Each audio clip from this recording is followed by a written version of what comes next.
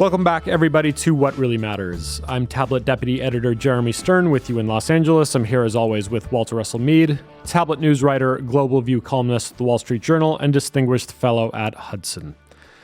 Let's start with this week's news. First story of the week. Vladimir Putin has said Joe Biden would be a better U.S. president for Russia than Donald Trump and dismissed concerns over his counterpart's age and acuity for the role. Putin's comments late on Wednesday marked his first foray into this year's presidential election as tensions between Democrats and Republicans rise over the White House's efforts to send more military aid to Ukraine. Asked in a state television interview to choose between Biden and Trump, Putin said Biden is, quote, more experienced, predictable, and old-school politician, close quote. Walter, is this news or faux news? Well, I would say Vladimir Putin is A, having a lot of fun, and B, demonstrating that he is, next to Donald Trump, the greatest troll of our time. Honestly, I think probably Putin would be really, really happy with either of the two. Trump would be kind of annoying in some ways. There are a lot of things Trump would do Putin would hate. Trump would probably pump all the oil, send all the liquid natural gas he could. That would probably do more damage to Putin than anything that Biden has in mind. But at the same time, Trump's sort of disruptive capability, his difficulty, let us say, in articulating and carrying out an integrated strategy, all of these things would probably redound to Putin's benefit. The other thing is, let's not forget that one of Putin's biggest goals is, in fact, to drive a wedge between Europe and the United States. And Donald Trump is the living embodiment of such a wedge. On the other hand, we have to say that President Biden, while not quite as much fun for Putin as his former patsy, President Obama, is actually a wonderful foil for Putin. Biden is Biden offers sort of genteel failure. He will coordinate with the Europeans on a grand anti-Russian strategy, but it's a strategy that can't succeed. So, in this sense, Putin's choice between Biden and Trump is which way does he want to win? That's one of the many reasons why this is not the choice the United States ought to be making this time. But certainly American politics right now is one of the biggest assets in Putin's portfolio. And honestly, he really doesn't care all that much which of the two wins. What he really wants to see is the United States having poor leadership and being a deeply divided country. And I think he's headed for exactly that. Do you think there's anything to the theory that Trump's volatility and unpredictability kept Russia and maybe Iran a little quieter during those 4 years? Or, are they following a timeline that has nothing to do with who sits in the White House particularly, or at least if their choices are Biden and Trump? I doubt anybody has any idea of that. Trump backers will say, it was Trump who stopped all this. Maybe, but, we're not going to get a hold of either the Kremlin or the Iranian documents that would tell us what was going on. And the one thing we can be sure of is that neither Putin nor the Ayatollahs would tell us the truth about their motivations. So I think we're in a black box there. I do think that, Trump's volatility does make people think twice. But it's also pretty clear that Trump is as war averse as Biden and is really, really not looking for a war.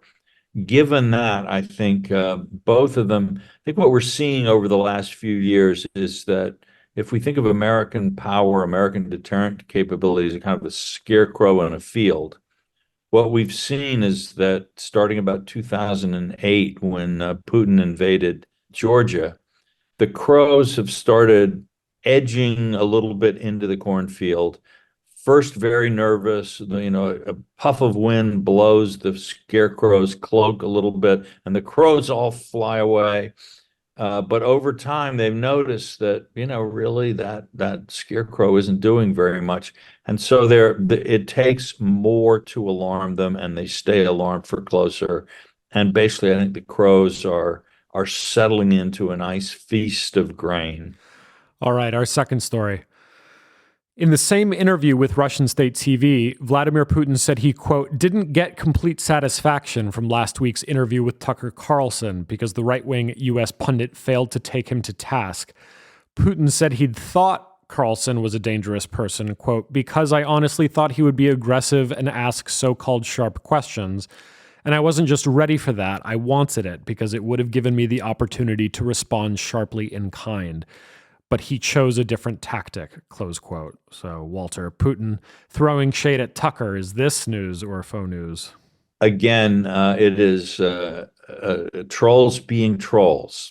And Putin is obviously having fun. I think part of this, by the way, is Putin is spinning there was some commentary in Russia that Putin didn't actually do that good of a job, that instead of using the interview to make propaganda that would actually resonate with Americans.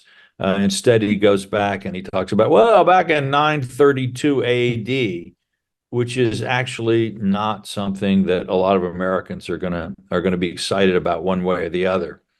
So why didn't he talk about NATO destabilizing Ukraine, or this, why didn't he focus more on those talking points, or even on like the gay decadence of the West? Why didn't he really land some punches?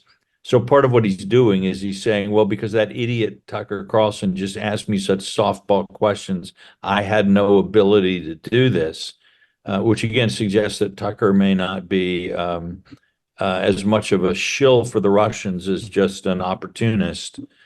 But because shill for the Russians would have probably coordinated a little bit better with the Kremlin before the interview. But it does, I think, it underlines something, that this kind of new American right, and I don't want to put everybody into the same bag there, but certainly Carlson and some of the others are, good at kind of spouting sort of, headline rhetoric, getting people, on Twitter, the site formerly known as Twitter, getting people's pulse rates higher and their hormones charging. But that's very superficial. And when you're trying to deal with people who come out from, aren't coming at you within American culture, like Putin, you sort of find that even trolly Russian nationalist right-wingers have a bit more of a kind of serious, or, apparently serious intellectual foundation. There are books behind the things that Putin says, and there's a whole sort of industry of Russian ultra-nationalist writers churning out a worldview. Let's not call it exactly coherent, but a worldview that has points of reference with things that other people have thought and said, rather than just somebody kind of, screaming at the television about I hate X, or, woke, this is terrible. And it does, I think, suggest that it should remind us that outrage is not actually a governing philosophy and can't really be the basis for effective change or even effective maintenance of the status quo. And we need to look, I think we all need to go a little deeper from the far right to the far left. I think Americans are generally speaking doing what we do really well, which is keeping it superficial. All right, final story of the week. Donald Trump claimed earlier this week that while president, he told the leaders of NATO countries that he would, quote, encourage Russia to do whatever the hell they want to countries that had not paid the money they owed to NATO. Trump's allies are downplaying his comments, saying that he should once again be taken seriously but not literally. Meanwhile, Bloomberg reports that among possible moves in a second term, Trump's allies have discussed a two-tiered NATO alliance where Article 5, which requires common defense of any member under attack, would apply only to nations that hit defense spending commitments, meaning 2% of GDP. I should note that this is all according to Trump allies who asked not to be identified and cautioned no policy decisions have yet been finalized. But Walter, is this news or faux news? As much as anything is with Trump, it's news, but what kind of news, it's a little harder to say. I do think that there's something, Trump's sort of hounding of NATO. There's this sort of constructive part and a negative part to it. The constructive part is actually, if these creeps don't pay up, NATO will in fact collapse. If the Germans are unwilling to pay 2% of GDP toward the common defense, NATO is going to fail. There's no way, you can't sugarcoat it.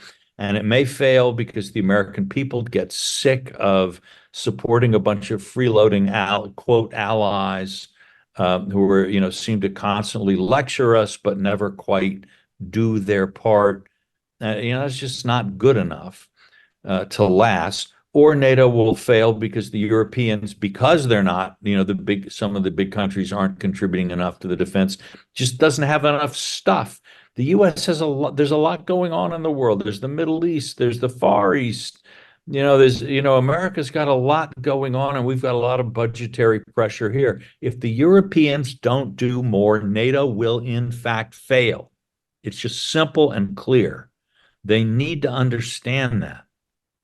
Now, it has nothing to do in that sense with Donald Trump, or rather to say that a figure like Donald Trump becomes possible in politics at a time when the sort of establishments are unwilling to think about serious changes, but real problems do exist.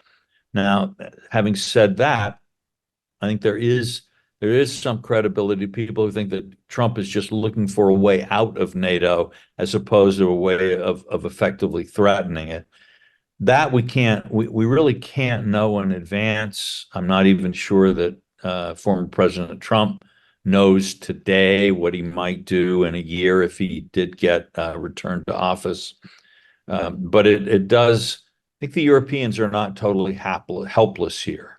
I think if they really get their act together, something they don't do very often, and so maybe the odds are long, but really think it through, I think they can come up with a package of proposals, offers, and so on that would actually make it difficult for Trump to walk away from NATO, even if there's a part of him that would actually want to do that. So something real is happening. There is weakness in NATO. The center of the weakness is not the United States. The center of the weakness is the Federal Republic of Germany and some other countries in Europe that are not very interested in their own defense. And it needs to be dealt with one way or the other. All right, that does it for this week's news. Let's have the big conversation.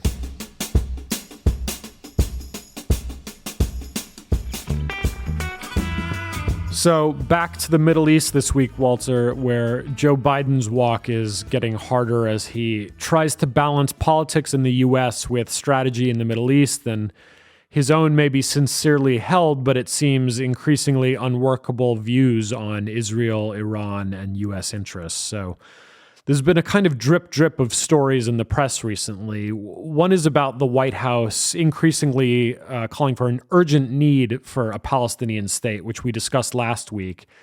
And this is happening at precisely the moment when the two-state solution is, at least for the moment, kind of political poison in Israel. Even Benny Gantz and some others who Biden would clearly prefer to Netanyahu can't utter it in public at this point. And then the other story is about Biden's hardening frustration with Netanyahu and the IDF's proposed military operation in Rafah in Gaza, where Biden seems to want to draw a line, but where the Israelis see the ultimate success or failure of their campaign to eliminate Hamas. And meanwhile, during all this in Gaza, the administration is also desperately trying to restrain the Israelis from escalating with Hezbollah in southern Lebanon by trying to strike a deal that would involve Hezbollah withdrawing from the border by 8 kilometers in exchange for some Israeli demilitarization of the border area. We'll see where all that goes, but at least a lot of Israelis I've spoken to seem to think that there might very well be a war with Hezbollah by May or June, at least in their estimation. So, Walter, bring us up to speed on all this. Where is President Biden in his approach to both the Israel-Palestine question and also the Iran and Iranian proxy question? And how are domestic electoral politics in the U.S. factoring into all this? All right, Jeremy. Well, look, to begin with, I've been spending the last week not sort of, interrogating sources in the rumor mills of Washington, D.C. I've actually been in India and doing things like cruising the Ganges in Varanasi and watching the evening ceremonies there. So this is all trying to read the tea leaves and look at, sort of infer what may really be going on from the kind of surface of the news, which is to say, maybe I'm just conspiracy theorizing here, but I do think there's a part of the Biden policy that makes a lot of sense, but gets increasingly difficult with time, and that's this. At least makes sense to me. It may not make sense to others, but he does, I think, in his gut, think that this whole war is the fault of Hamas, not of Israel, not of the occupation. Hamas really doesn't actually want a Palestinian state. And so the president sensibly, in my view, thinks that actually, Hamas is a terrorist organization that has not just the Israeli hostages that it is sheltering behind, but it has seized the civilian population of Gaza and in the most cynical, cold-blooded possible way is using them as hostages. And therefore, while even people will die, and the president would like for fewer to die, as I think we would all like for fewer to die, the only ultimate way to do this, if this is even possible at all, is to break Hamas in the way the Israelis would like to do. And so the president, there's a broader area of agreement between the president and Israel than maybe sometimes appear in the press. Now, it's actually, given that, it's in the president's interest politically and somewhat actually in Israel's interest politically for the president to magnify I am trying to stop the killing. I am really doing everything possible. And this is not just, for Dearborn, and political pandering at home. It's sort of international stuff. There are all kinds of reasons why the United States wants to be distant from Israel. This is a pattern that you can see going, on in these wars for a very long time. It's almost the standard playbook for the U.S. dealing with this, a U.S. president dealing with this kind of situation. So now it gets complicated because on the one hand, partly as the standard operating playbook, Biden wants to stress the formation of a Palestinian state. Again, you can go back through these Middle East crises and find time after time after time, American presidents go to talking about a two-state solution as when the things are getting really hot on the ground in some way. So I think we're seeing this pattern reasserting. They do it especially when they're talking to people like the King of Jordan, who is deeply concerned about the implications of what's going on in Israel, Gaza, and the West Bank for his own country. So we have that happening. But I think the president may be making a bit of a mistake, partly maybe to please some of the people in his own administration who would like him to be doing a bit more. He's done something. He seems to have done something. And again, we can't tell without knowing exactly what's going on in these negotiations, and I frankly don't at this point. But it looks as if he's done something that Obama did at one point of basically making demands that were sort of tougher than the ones the Arabs were making. And then, okay, well, the Arabs can't possibly be less tough in their demands than the president of the United States. And so he's sort of tried to get this picture of a deeply reformed Palestinian governance model with the UAE and the Saudis sort of very much involved in making that happen and linking that very quickly to a two-state solution. And the thing is that that's probably the best in general. That's the best way to try to shape all this. But to think that there's some way that you're going to get this to happen really, really fast, I think is getting. It's not just a question of Israeli opinion; it's Palestinian opinion. It's putting all the pieces in place that aren't right now in place. So he may have maneuvered himself into a position where he's made his own objective harder to obtain. The Arabs might well have accepted sort of where this is opening the pathway to a Palestinian state as confidence in this new administration grows. This is something that is technically not off the table for the Israelis, though it's not, Netanyahu would frankly resist this too as long as possible. But it's the difference between the Americans pushing for something that you actually could get versus something that is very, very unlikely to come into being. So you have that problem. Then you have the problem of negotiating something with Hezbollah in the north.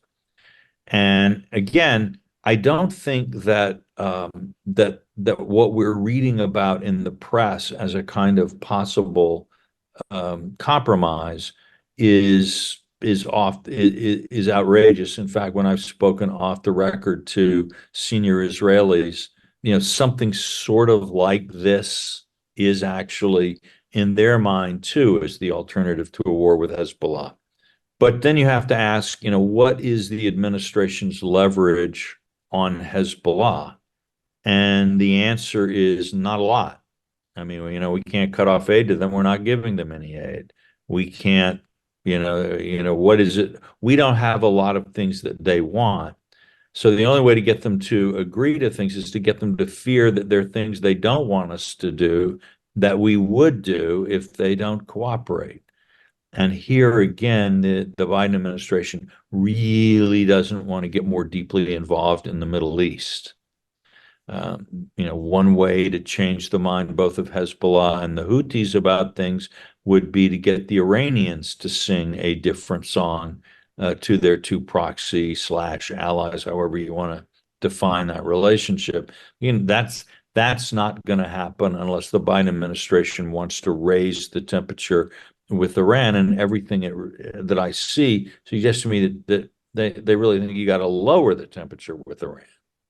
So I don't see how they're going to be able to, how they're really going to find a way to get all the people on both sides to line up the way they would like. The picture they have of movement toward a Palestinian state with deeply reformed Palestinian governance, I think some stuff on getting rid of the incitement to hatred, which is deep in the UNRWA education materials, and really restructuring, if not moving, UNRWA to, starting something else in its place where, you'd have, again, with help from the Emiratis, the Saudis, and others in the Arab world, people are actually committed to seeing that the aid gets to the people who need it, but that the political temperature come down rather than be constantly stoked. All of this and some sort of ceasefire compromise in Hezbollah, all of that does make sense, but I'm not sure that they've quite gotten the sort of put all the pieces together. And unfortunately, again, there's a sense that because, in fact, on Gaza so far, they've actually stuck with Israel. And even in this last week, we heard statements from the White House that are saying, well, an attack on Rafah is not in itself a bad thing. There needs to be humanitarians, but that's all very much in a gray zone. And so the the pressure on them is to offset that with changes to their negotiating posture and rhetoric on other things that actually make the negotiations less likely to succeed. And the people that are pushing this inside the administration and out in public opinion, I don't think fully understand that that's the consequence of the policies that they're urging, but it is. And it puts the Biden administration in the very difficult position of just having to keep saying no, no, no to some very angry, very worried, very pained people who have legitimate concerns. So, they're between a rock and a hard place, and that's never a great place to be. All right, that does it for the big conversation. Let's end on the tip of the week.